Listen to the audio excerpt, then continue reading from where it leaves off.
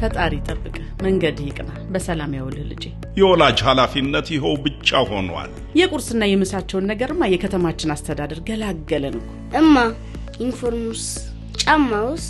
የትምህርት መሳሪያዎቹ ቦርሳውስ እድሜ ለከተማ አስተዳደሩና ታማኝ ግብር ከፋዮቻችን ስንትና ስንት ደሃ እናቶች እንባቸው ታብሶ እፎይ አሉ ተመስገን ከማለት ውጪ ምን ይባላል ዛሬማ የወላጅ ምርቃት ተቀይሯል እናንተ ተምራችሁ ለወግ ለማድረግ በቀታችሁ ሌሎች እንደናንተ ያሉ ወገኖቻችሁን ለመደገፍ ያብቃችሁ ዘንድሮ ከፍተኛ ውጤት አምጥቻለሁ ወደ ግብር ከፋዮች ሁለታችሁን መቼም ማረሰው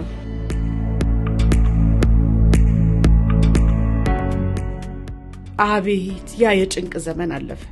ባዶ ሳህን ይዞ ትምህርት ቤት ውስጥ በመሳሳት ወደ ጓሮ ዝሮ መሳቀቅ ዱሮ ቀረ የአዲስ አበባ ከተማ አስተዳደር ፍትሃዊ በሆነ የግብር አሰባሰብ የተገኘውን ገቢ በአግባቡ ሰው ተኮር በሆኑ የልማት ስራዎች ላይ በመዋሉ ዛሬ ከተማሪዎችም ከወላጆችም ምስጋና እየተቸረው ነው